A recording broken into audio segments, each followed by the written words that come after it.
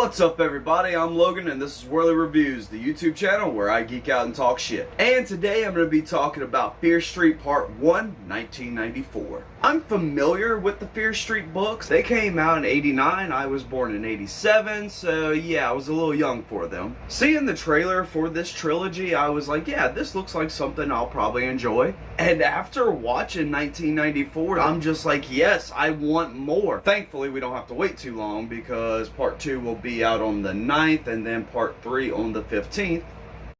This movie definitely roped me in from the start. The opening scene is definitely an homage to Scream. Having your big name actress for this movie die in the opening scene, just like Drew Barrymore in Scream. She even pulls off the mask to see who it is. The only difference is, this time we see who the killer is. So yeah, from the jump, I'm really excited because I love slasher movies. One thing I definitely want to geek out about is the soundtrack. So many bands I know and love had songs in this movie. Nine Inch Nails, Garbage, Bush, Radiohead, White Zombie, Prodigy, and at the end of the film we get a song by Soundgarden. This takes place in 1994. However, the song by White Zombie they used was More Human Than Human, and that was released in 95. Another thing I like is the characters. The characters aren't very cliche slasher-esque movie characters. You do have a couple stereotypes like the dickhead and the comedy relief, but for the most part, these characters kind of break the mold of what we've seen in the past. I love that our two main protagonists is a gay couple. I honestly didn't see that coming, but yeah, that makes sense because, yeah, there were couples like that in 1994, just like today. The comedy in the movie was pretty good. There was a good balance of horror and comedy. Like I've said before, horror and comedy is two sides of a coin. And the character Simon did a good job. There was a few scenes where I was like, okay, that's enough. I definitely laughed at some of the jokes that they made in here. And Sheriff Good looks like if you ordered Jake Gyllenhaal from Wish. The movie did feel like it was dragging along at one point. The whole scene with the high school is really unnecessary. They could have took that part out and just added a couple of things that weren't as big and it probably would have been a lot better. And of course the high school scene has one of the most cringeworthy scenes I've ever witnessed. Yeah, we pretty much get an almost high school student sex scene. I feel like they might have pushed it a little too far in this. Granted, all the people playing these characters are of age. Did you all go to Pound Town? Me too. And what's really cool about this movie is that, yeah, it is like a slasher movie, but it takes twists and turns and genre hops. You want to get down to it, this is a slasher paranormal witch movie.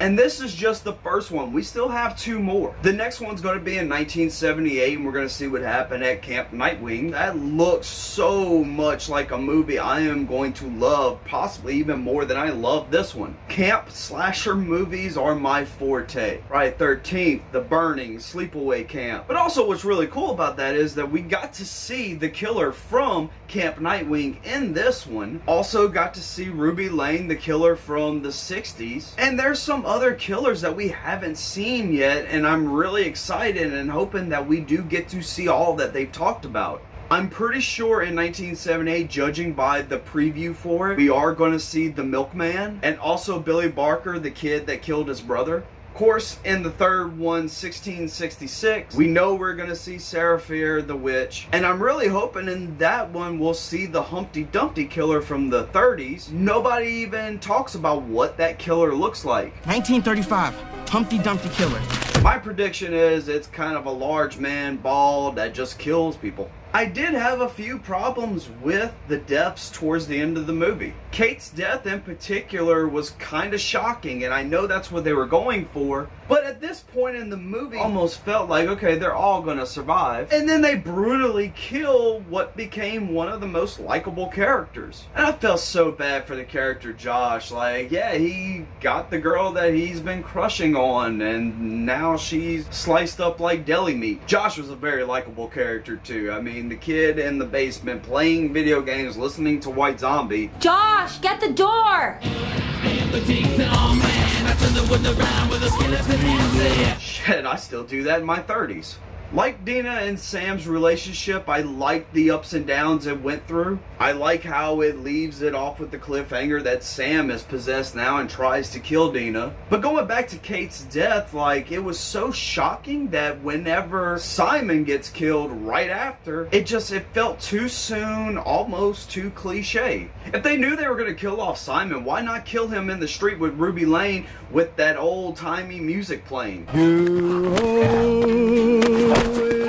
That would have been creepy as fuck. Before I end this video, I do want to talk about some plot holes and questions. One of the big issues for me was at the hospital. Why did all those people die? The ghosts of the killers, if you will, are going after Sam or Sam's blood, but poor Nurse Betty didn't have any of Sam's blood on them, or the nurse at the desk. I don't think Peter had any of her blood on him, possibly from the wreck.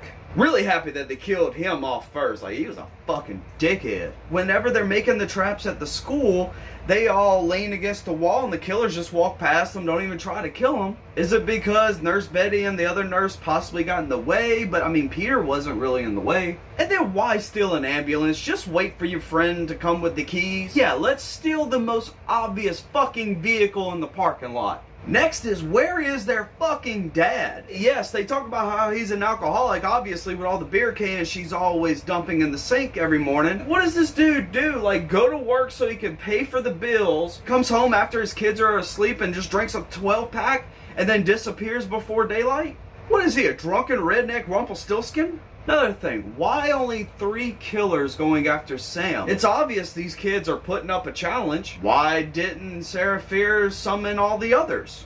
And then the pills. How did Simon know exactly what his brother took, when he took it, to OD? But the biggest thing for me is the phone call at the end. How does she know Dina's number to her house? Because when Dina called her, they were at the school. So that just, no. See, that's another reason why y'all should have took the school out. But all in all, I really hope this does come out on Blu-ray. Maybe as like a little trilogy box set. Would love that. But with all that being said, I'm definitely going to be giving this one a rewatch level 8 out of 10. Definitely a solid 8 out of 10. But that's it. And if you would, hit that like button, drop a comment down in the comment section, share on social media, and subscribe to stay up to date with all the videos I got coming. Thank you all for watching, and I'll see you all next time.